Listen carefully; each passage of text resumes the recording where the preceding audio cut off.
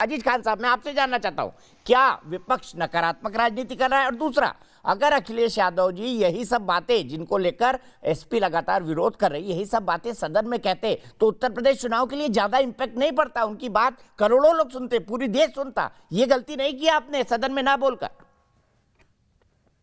देखिए दीपक जी, मैं लगातार चर्चा कर रहा हूं, माधव जी की बात भी सुना, प्रेम शुक्ला जी की बात भी सुनी, अलग अलग मुद्दों को उन्होंने रखा है, मैं उस पर भी जवाब दूंगा। थोड़ा सा मैं अपनी बात पहले रखूं।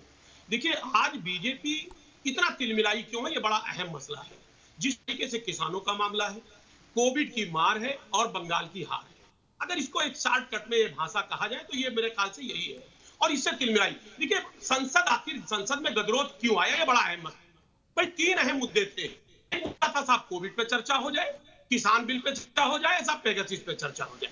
लेकिन सत्ता का अहंकार देखिए, रवैया देखिए साहब। भी देखिए, कह रहे थे साहब हम चर्चा, अरे भैया चर्चा ही करते तो फिर किसान जो सड़क पे बैठा है, जिसको खेतों में होना चाहिए, वो सड़क से संसद तक की लड़ाई लड़ रहा है।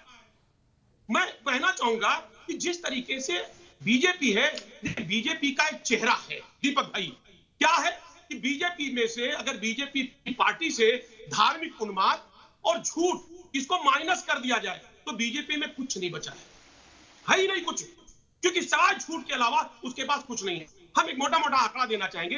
अभी साहब माधव जी भी कह रहे थे कि साहब हमने समर्थन दिया जातीय जनगणना की। भाई क्यों नहीं करेंगे आप कर रहे हैं, अच्छी बात है।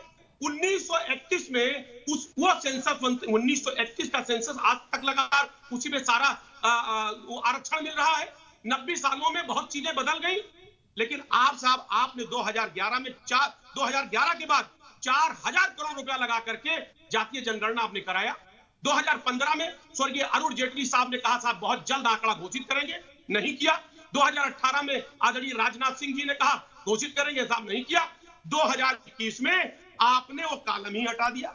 साहब ये आपका चेहरा है। बताना चाहूंगा, आप अगर ओबीसी समाज को सम्मान देना चाहते हैं, सामाजिक न्याय देना चाहते हैं, जब तक आपको आबादी नहीं पता होगी कि उनकी संख्या कितनी है, आप कैसे उसको सम्मान दे सकते हैं? ठीक है, आंकड़ा देना ठीक है, ठीक है। 10 सेकंड खान साहब यही रुकना होगा, मुझे ब्रेक के लिए जाना है। लेकिन मैं आपसे एक बात कहना चाहता हूं, झूठ बोल बोल के बीजेपी 303 ले आई है, सच बोलेगी तो क्या होगा? ब्रेक के लिए रुक रहा हूं, उसके बाद ना ब्रेक से पहले संजय शर्मा गाजियाबाद से मेरे एक दर्शक जुड़ गए हैं। संजय, जो कुछ संसद में हुआ उसमें आप किसकी गलती ज्यादा मानते हैं, सत्ता पक्ष की या विपक्ष की? दीपक जी नमस्कार। नमस्कार दीपक जी, पहले तो मैं आपको बहुत बहुत साधुवाद देना चाहूंगा कि आप लगातार जनहित के मुद्दे न्यूज नेशन के माध्यम से उठाते रहते हैं। और जहां तक आज के मुद्दे की बात है, मेरा मानना है कि लोकतंत्र में संसद जो है मंदिर है, और सभी सांसदों को और नेताओं को मेरा मानना अपनी बात को शालीनता से रखना चाहिए। लेकिन आजकल उल्टा रहा है। उसकी वजह से क्या है कि नेताओं की जो गरिमा है वो जनता के मन में कम होती जा रही है।